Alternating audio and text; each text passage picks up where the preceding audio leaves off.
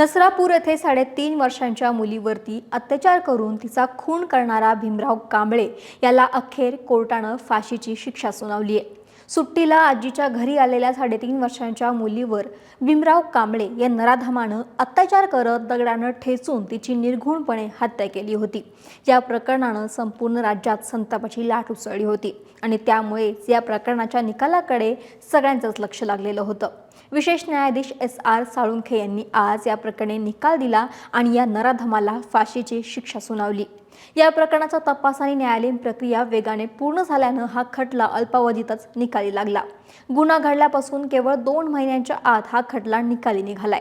त्यामुळे नेमकं या प्रकरणामध्ये या 2 महिन्यांमध्ये काय काय घडलं, कोर्टामध्ये निकाल देताना न्यायाधीशांनी कोणतं महत्त्वाचं निरीक्षण नोंदवलं, जाणून घेऊयात व्हिडिओच्या माध्यमातून। नमस्कार, मी अक्षता आणि तुम्ही पाहताय सकाळ। जवळपास 2 महिन्यांपूर्वी नसरापूर येथे चिमुकली आपल्या आजीच्या घरी सुट्टीसाठी आलेली होती आणि त्यावेळी भीमराव कांबळे या नराधमाची घाणेरडी नजर या मुलीवरती पडली होती। त्यानं या मुलीला वासरू दाखवण्याच्या बहाण्यानं गोठ्यामध्ये नेलं, तिच्यावरती अत्याचार केले आणि त्यानंतर दगडानं ठेचून तिची हत्या केली होती। या घटनेनंतर पोलिसांनी तातडीनं तपासाची सूत्र हाती घेत आरोपीला अटक केली होती। तपासादरम्यान घटनास्थळावरील पुरावे, तांत्रिक माहिती, CCTV फुटेज, साक्षीदारांचे जबाब आणि वैद्यकीय अहवाल यांच्या आधारे आरोपीविरुद्ध भक्कम पुरावे गोळा करण्यात आले। गुन्ह्याचे गांभीर्य लक्षात घेत पुणे ग्रामीण पोलीस अधीक्षक संदीप सिंह गिल यांनी त्वरित दोषारोपपत्र दाखल करण्याचं आश्वासन दिलं होतं। त्यानुसार फक्त 15 दिवसांमध्ये दोषारोपपत्र सादर केलं गेलं। या खटल्यात सरकारी पक्षाची बाजू मांडण्यासाठी विशेष सरकारी वकील अजय मिसर यांची नियुक्ती करण्यात आलेली। खरं तर पोलिसांनी अल्पावधीतच दोषारोपपत्र दाखल करून खटल्याची सुनावणी सुरू केली होती। सरकारी पक्षानं न्यायालयात आरोपीविरुद्ध परिस्थितीजन्य तसेच वैज्ञानिक पुराव्यांची साखळी सादर केली होती। आरोपीनं अल्पवयीन मुलीवरती अत्याचार करून तिचा खून केल्याचं न्यायालयासमोर सिद्ध करण्यात सरकारी पक्षाला यश आलं होतं। आरोपीनं सुद्धा ते कबूल केलं होतं। या गुन्ह्याचे स्वरूप अत्यंत गंभीर आणि समाजमन हेलावून टाकणारं असल्याचं निरीक्षण न्यायालयानं यावेळी नोंदवलं। अंतिम युक्तिवादादरम्यान ॲडव्होकेट मिसर आणि त्यांचे सहकारी ॲडव्होकेट प्रथमेश शिंगणे यांनी सर्वोच्च न्यायालयाच्या न्यायनिवाड्यांचा संदर्भ देत युक्तिवाद केला। या खटल्यात 16 दिवसातच साक्ष आणि पुरावे नोंदवण्यात आलं असून 20 दिवसांमध्ये अंतिम युक्तिवाद पूर्ण करण्यात आला। विशेष न्यायालयानं 21 मे पासून या प्रकरणाची दैनंदिन सुनावणी सुरू केली होती। खटल्याची सुनावणी इन कॅमेरा पद्धतीने झाली। सरकारी पक्षानं मुलीचे कुटुंबीय, प्रत्यक्षदर्शी, साक्षीदार, पंच, तपास अधिकारी, न्यायवैद्यकीय तज्ज्ञ आणि DNA विश्लेषक यांच्यासह 50हून अधिक साक्षीदारांची साक्ष नोंदवली। सुनावणी दरम्यान CCTV फुटेज, DNA अहवाल, पोस्टमॉर्टम अहवाल आणि इतर वैज्ञानिक पुरावे न्यायालयासमोर सादर करण्यात आले।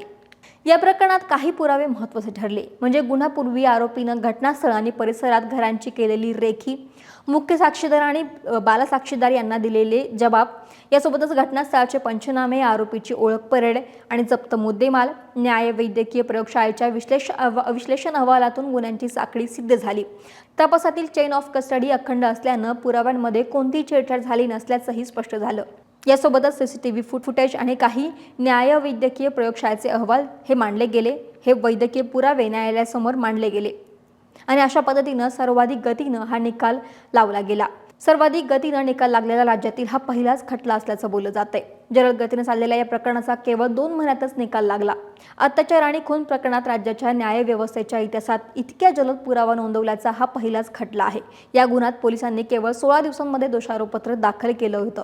या सुनावणी दरम्यान आरोपीनं स्वतःच्या बचावासाठी सुद्धा काही मुद्दे न्यायालयामध्ये उपस्थित केले होते। जसं की घटनेच्या दिवशी मी घायवाळांच्या शेडमध्ये गेलो होतो, त्यावेळी तिथे मुलगी आली, तिला गाठी शेव खाण्यास दिली, तिला गोठ्यात नेताना माझा पाय घसरला, ज्यामुळे मुलीच्या डोक्याला मार लागला व ती रडू लागली। तिला खाटेवरती झोपवलं, ती ओरडत होती। लोक आरोप करत असतील म्हणून मी तिला तिथे सोडून निघून गेलो आणि कट्ट्यावरती जाऊन बसल्याचं यावेळी आरोपीनं सांगितलं होतं।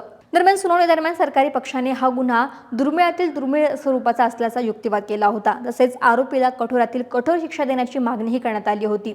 बचाव पक्षाचा युक्तिवाद ऐकून घेतल्यानंतर न्यायालयानं भारतीय न्याय संहितेच्या 137 म्हणजेच अपहरण, 64 आणि 65 म्हणजे बलात्कार, 103 म्हणजे खून, 64 म्हणजे विनयभंग करण्याच्या उद्देशानं बळजबरी करणं, 140(1) यासह अनेक लैंगिक अत्याचार प्रतिबंधक कायद्याच्या कलमांनुसार दोषारोप दाखल करण्यात आलं आणि या सर्व कलमांनुसार न्यायालयानं कांबळे याला फाशीची शिक्षा सुनावली। एकूण 137 पानांचा हा निकाल आहे। कांबळेला विशेष न्यायालयानं दोषी ठरवलं, त्यानंतर त्याला मृत्यूदंड की जन्मठेपेची शिक्षा होण्याचा निकाल न्यायालयानं आज दिला आणि मुलीच्या कुटुंबियांनी न्यायालयाच्या निर्णयाचं स्वागत करत न्यायव्यवस्थेने आपल्या मुलीला न्याय दिल्याची भावना व्यक्त केली। आता सत्र न्यायालयाने फाशीची शिक्षा सुनावल्यानंतर न्यायालयीन प्रक्रियेनुसार ती उच्च न्यायालयामध्ये निश्चित करावी लागते। त्यानुसार आता हा निकाल उच्च न्यायालयाचा अर्ज दाखल करून निश्चित केला जाणार आहे। परंतु नसरापूरच्या पीडितेला मिळालेल्या हा निकालाचं सर्वांकडूनच कौतुक होतंय। महाराष्ट्रातील सर्व बातम्यांचे विश्वासार्ह व्यासपीठ, सकाळच्या सर्व सोशल मीडिया प्लॅटफॉर्मला लाईक, फॉलो आणि सबस्क्राईब करा। तसंच सर्व नोटिफिकेशनसाठी बेल आयकॉन प्रेस करायला विसरू नका।